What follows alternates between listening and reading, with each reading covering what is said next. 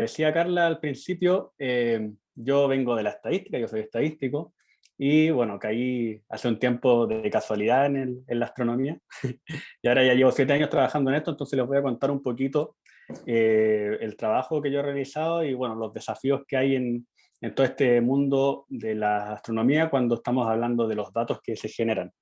Eh, bueno, yo tengo, además de pertenecer al centro, también estoy afiliado al Instituto Milenio de Astrofísica y al ERCE. Y les voy a ir contando también qué vamos haciendo en cada uno de estos grupos.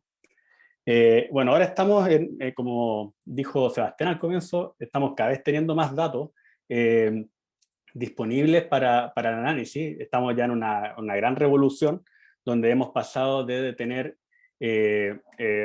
sondeo astronómico o estudios astronómicos muy enfocados en una área de cielo, como por ejemplo fue Hiparcos en el 89, que es un satélite que duró 4 años tomando imágenes, y después esto fue evolucionando. Por ejemplo, en el 97, o sea, en el 93, perdón, Ogle se instaló en Chile, en el cerro Las Campanas, eh, y desde ahí ha estado funcionando hasta el día de hoy, también haciendo tomando observaciones en un campo focalizado del cielo, que está compuesto por el bulbo galáctico y por las estrellas de Magallanes, por las nubes de Magallanes, perdón. Y después fuimos pasando ya, por ejemplo, al BBB. El BBB partió el 2010, y el objetivo del BBB era hacer un mapa completo de la Vía Láctea, entonces tomaba observaciones no solamente del bulbo galáctico, sino también del disco galáctico, y tomó observaciones entre 2010 y 2016. También está ubicado en Chile, está en el Cerro Paranal, en Antofagasta, en la región de Antofagasta. Y lo que se nos viene ahora, el gran desafío que tenemos por delante es el LSST, que está también con el Observatorio Vera Rubin, que también está ubicado en Chile, que está ubicado en el Cerro Pachón, en la región de Coquimbo, y que está diseñado para hacer un sondeo durante 10 años a partir del año 2022. Y además la gracia que tiene el SST es que va a ir generando alertas a tiempo real. O sea, todos los días se va a generar una cantidad de información que va a ser mucha información, mayor a cualquiera de los surveys astronómicos que lo preceden. Entonces, estamos ahora en la época donde estamos preparándonos para el LSST, estamos todos preparándonos, los astrónomos en Chile y también en distintas partes del mundo nos estamos preparando para la gran cantidad de datos que se nos vienen.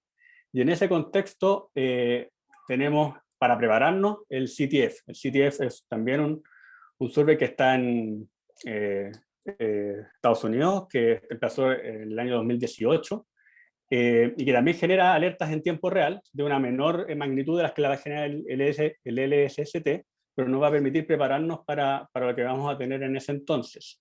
Y en ese contexto ya habemos, o hay 4 brokers que están trabajando con los datos del CTF, con las alertas reales que genera el CTF, y que están analizando sus datos, compilando las alertas, generando clasificación de objetos astronómicos, por ejemplo, y bueno, permitiendo hacer todo tipo de análisis. Aquí están los 4 más importantes, hay más en realidad, estos son los 4 más importantes.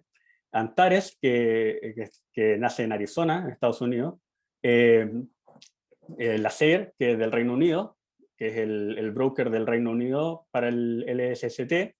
Está el MARS, que viene del Observatorio de las Cumbres en California, y finalmente ALERCE, que es la iniciativa que se generó en Chile para hacer todo este análisis de los datos que ven en el LSST.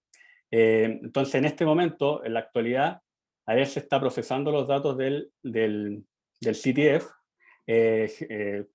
generando, o sea, analizando las alertas que se generan todos los días, y a partir de esas alertas, haciendo clasificación, detectando, por ejemplo, supernovas, que es donde se ha especializado el trabajo de ALERCE. Y bueno, hay un equipo interdisciplinario que está compuesto de gente de muchas universidades, la Universidad de Chile, la Universidad Católica, la Universidad Adolfo Ibáñez, la Universidad de Concepción, de Valparaíso, etc.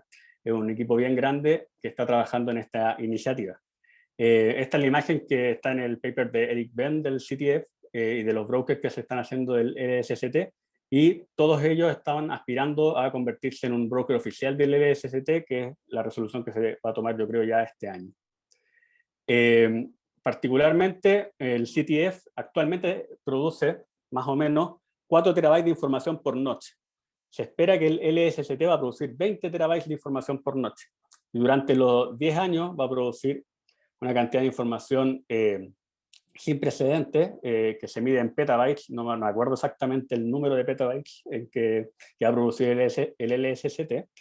Y la información que se genera va a ser de muchos tipos, y particularmente vamos a tener información de varios tipos de objetos astronómicos. Yo en particular, bueno, como ya les dije, yo soy más estadístico, así que me voy a meter más a los datos más que hablar de las cosas de astronomía, pero lo que vamos a tener es que vamos a tener información de muchos objetos astronómicos que están en esta taxonomía que está disponible en la página de ALERCE, donde tenemos objetos de tipo transientes, como son las supernovas, por ejemplo, objetos de tipo estocástico, como son las galaxias, los quasares, los blazars, los AGN. Tenemos objetos variables, estrellas variables, periódicas, o de tipo binario. Dentro de las periódicas de las que pulsan, tenemos cefeidas, RR Lyras, etc. Un montón de grupos, y además dentro de estas clases hay muchos subgrupos de estrellas también. Hay varios tipos de cefeidas, hay varios tipos de RR Lyras. Entonces hay muchos desafíos que tienen que ver con clasificar este tipo de objetos, y de manera de poder generar algoritmos de clasificación, por ejemplo, que nos permitan descubrir nuevos tipos de estos objetos, o descubrir objetos que ni siquiera están dentro de esta taxonomía. Esos son los desafíos que hay en el área de clasificación, y insisto, con mucha cantidad de información que se va a generar por noche. Entonces, ¿cómo se generan los datos? Aquí es donde entramos nosotros. Tenemos objetos astronómicos que van emitiendo distintas intensidades de brillo, y esas magnitudes de brillo se van recopilando en el tiempo. Si ustedes se fijan, el objeto que tengo acá va brillando más o menos, o sea, siendo más opaco, y después va brillando más, y esa información se va recabando, por ejemplo, en el tiempo. Entonces, aquí abajo, nosotros tenemos la magnitud del brillo de este objeto astronómico, y que va registrándose, y que se va registrando, por ejemplo, de manera periódica. O sea, en este caso particular, uno puede ir viendo que este comportamiento de brillo se demora cierto tiempo en brillar, se demora cierto tiempo en oscurecer, y las estrellas se pueden caracterizar por eso, o los objetos astronómicos se pueden caracterizar por eso. Cada uno tiene un comportamiento bien particular de cómo se va haciendo más brillante y cómo se va oscureciendo. Y tenemos que imaginar que esto es el historial de solo un objeto astronómico, y que tenemos millones de objetos que tenemos que analizar, donde muchos de ellos no son necesariamente objetos variables. Entonces, la información que tenemos disponible generalmente es algo así, que esto es lo que está a la parte izquierda de la pantalla, que es el gráfico de la curva de luz, donde tenemos los puntos de brillo medidos para cada objeto astronómico en distintos instantes de tiempo, y que generalmente vienen de esta manera, y que tienen la particularidad de que están medidos irregularmente en el tiempo. O sea, no medimos todos los días, o no todos los días estamos mirando los mismos objetos astronómicos. En ciertos días estamos mirando ciertos objetos, después estamos mirando en otras partes, entonces se generan saltos grandes entre medio. Esto no nos dice mucho, pero si uno puede estimar, por ejemplo, el periodo del objeto, uno puede doblarlo y puede generar este gráfico, que es el mismo objeto astronómico, pero en fase. Se calcula la fase de la curva de luz y no se obtiene el valor en tiempo real. A partir de la fase uno puede, por ejemplo, ver cuál es el comportamiento periódico del objeto que estamos viendo. Entonces, por ejemplo, aquí, esto es de la página de ALERCE, ustedes pueden googlear, o sea, pueden buscar dentro de la página, hay un montón de objetos, que está la localización, en qué punto uno lo puede encontrar dentro de las alertas que tiene el CTF, y podemos ver cómo se distribuye en el tiempo las magnitudes de brillo, y para distintas bandas, en este caso para la banda roja, para la banda verde, que son dos tipos de colores con los que se hace la observación, con dos tipos de filtros con los que se hace la observación. Entonces, en el caso del CTF, nosotros vamos a tener dos veces medido el mismo objeto con distintos filtros ópticos, en este caso. Y eso lo vamos a meter para distintos objetos. Entonces, si se fijan, los distintos objetos astronómicos que hay, cada uno tiene un comportamiento distinto en su curva de luz o en su evolución temporal del brillo. Por ejemplo, tenemos aquí esta que es una cefeida, que es distinta, por ejemplo, a una estrella de periodo largo o una estrella eclipsante, binaria, y eso también difiere mucho, por ejemplo, de los objetos astocásticos, de los blazars, de los AGN o de las supernovas. Tienen comportamientos distintos y por lo tanto yo puedo aprender del comportamiento que tiene cada uno de estos objetos, de manera que después puedo hacer un algoritmo que aprenda del comportamiento de ellos y los clasifique. Y si llega un objeto nuevo, también lo pueda clasificar dentro de cuál de todas estas clases pertenece, o de cuál de todos estos tipos de objetos astronómicos pertenece el objeto que estoy observando actualmente. Entonces, generalmente lo que se hace en los métodos que se ocupan, bueno, hay varios métodos para clasificar, pero particularmente yo les voy a hablar de los que ocupan cálculo de características, toman las curvas de luces, obtienen algunas características dentro de estas curvas de luz. Si se fijan, tenemos aquí 3 objetos distintos de curva de luz. A partir de ellos yo puedo saber cuál es el periodo, por ejemplo, cuál es su autocorrelación o su dependencia temporal.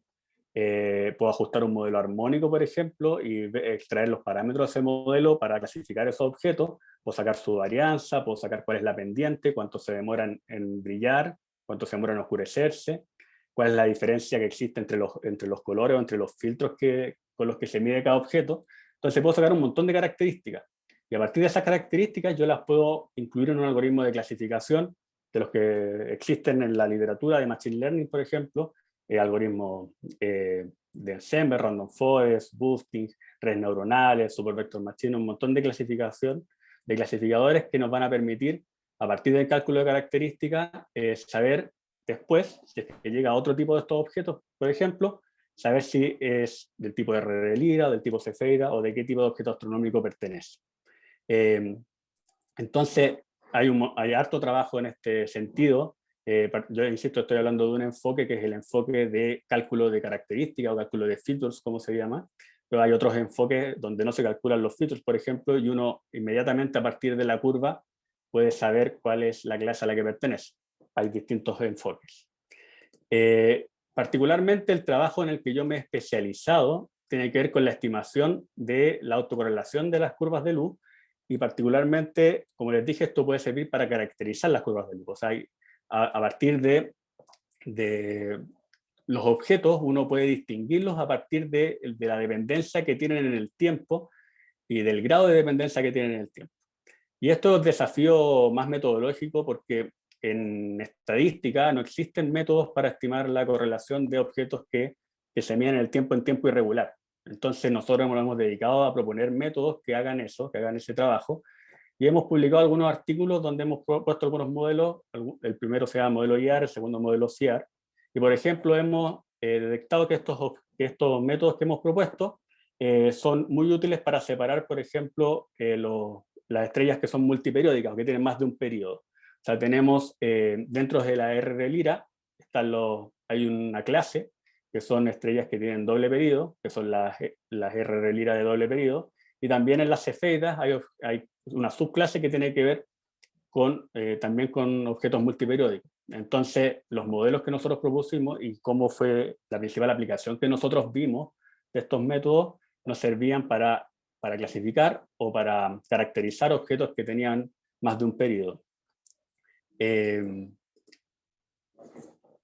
Por ejemplo, después de que nosotros publicamos esos artículos, se implementó este clasificador de curvas de luz, que es de Alerce, que es el primer clasificador que se hace en el CTF, con los datos que procesa el broker de Alerce, que es la iniciativa chilena que les comenté al inicio de la presentación.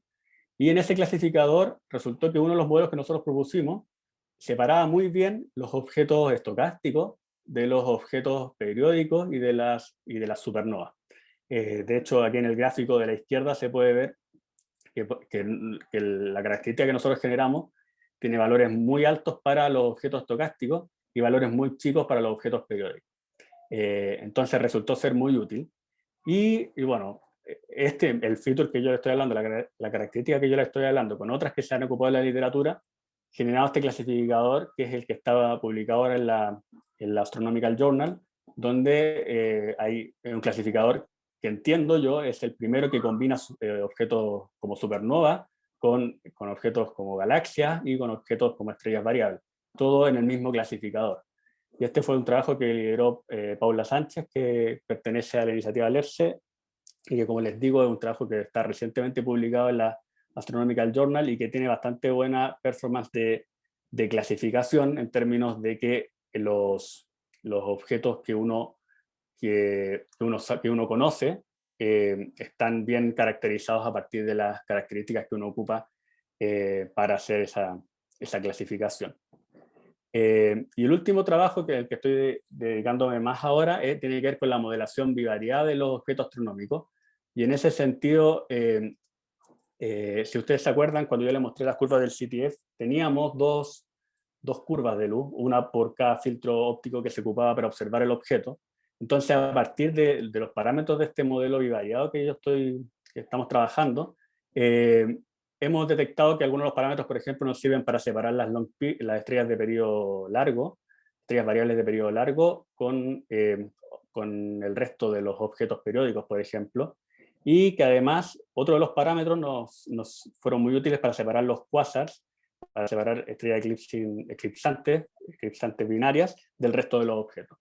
Y además estamos viendo que el modelo bivariado nos sirve mucho para hacer forecast, que en el fondo es predecir los valores futuros que va a tener el objeto astronómico que estamos observando. Que ese es un desafío súper interesante, porque uno de los grandes problemas que hay cuando uno analiza la evolución en el tiempo de las magnitudes de brillo es que no siempre tenemos los datos necesarios como para hacer la clasificación, particularmente con estos sistemas de alerta donde se van generando alertas y la curva o la serie se va agrandando en el tiempo. Bueno, eso es más o menos lo que yo les quería contar. Muchas gracias a todos por escuchar. Muchas gracias, Felipe, por esta tremenda presentación. Con esto, bueno, vamos a concluir lo que han sido las exposiciones durante esta